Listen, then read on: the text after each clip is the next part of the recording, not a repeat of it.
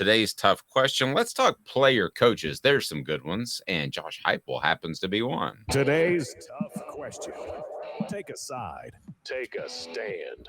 The Dave Hooker Show, a presentation of OffTheHookSports.com. All right, Caleb Calhoun, here we go. So we got this guy named Josh Heupel. He was a pretty good player. He's turning into a really good coach. So let's discuss Vols, who were great college players and coaches. Who is atop that list? It's hard to go any direction other than Johnny Majors, who is second for Heisman and won a national championship at Pitt, was knocking on the door at Tennessee.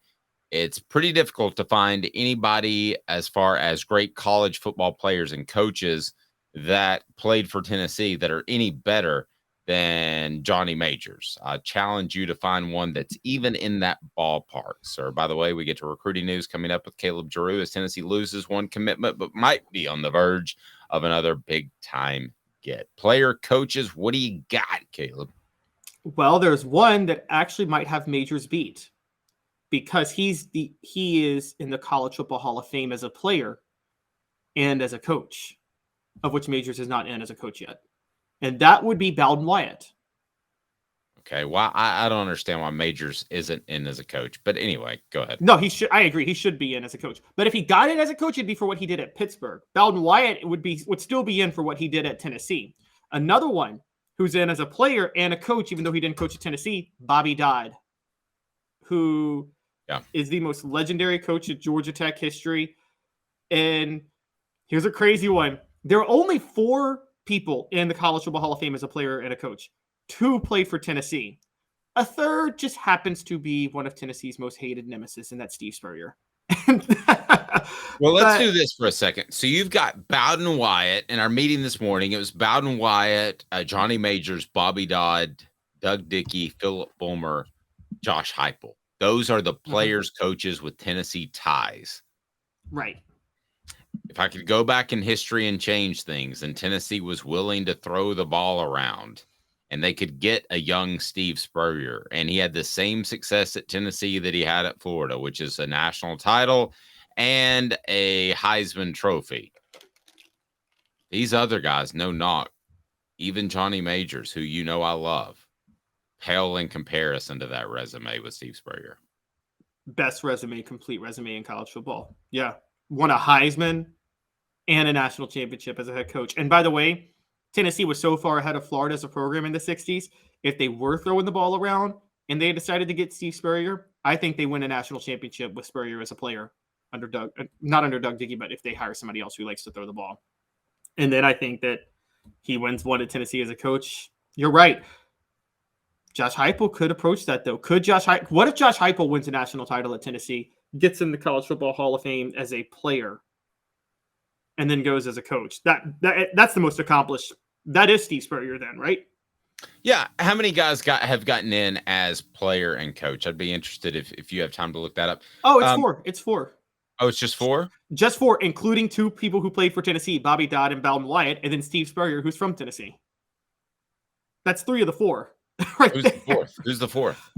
Alonzo Stagg played at Yale, like old school history. Oh, that's real old school. That's like Caleb Giroux, old school. So, speaking of Caleb Giroux, we'll get to him here momentarily. We're going to talk some Cruton as Tennessee loses a really highly rated prospect, but why that might not be such a big deal. But what would Josh Heupel have to do? He'd have to win 3 national titles to supplant Steve Spurrier's entire career as a player coach, right? Because right now you have Steve Spurrier with a Heisman Trophy as a player, and you have him with a national championship and 5 SEC championships? 6. I mean, it would be 6. 6? Okay. So it would be really tough for Heupel to supplant Steve Spurrier as a better player coach for a Hall of Fame consideration, correct? Pretty much. Yeah, and there's also a strong debate of whether or not Bobby Dodd has Spurrier beat too. But Yes, the thing with Heupel that would be difficult with.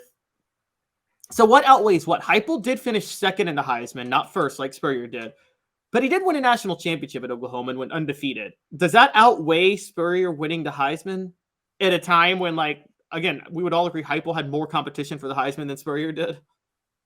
You know, it's funny. We could go back and forth over this. Winning a Heisman is a big deal. It would be a big deal in my voting. Winning a national championship as a player, not a coach, is not as big of a deal because it's a team sport. But that's true. But if you're the reason for the national championship, I know we get kind of into the weeds of, was player X the primary reason they won? Like, I could look at a Tommy Frazier with Nebraska and I could say I give him more credit as a quarterback than, shall we say, T. Martin as a quarterback of winning the national title. I don't think there's a lot of Tommy Fraziers walking around that could have done the same thing for that Nebraska team. I think there were more T. Martins walking around that could have done it. Is that blasphemy? No, that's not at all. I give Cam Newton more credit for his national title than every Alabama quarterback that's won a national title in the Saban era. Okay, let's get audio thoughts from the message board on what I just said. Well, let's play it actually so you can hear it. Why don't you shut the hell up? You suck. Probably.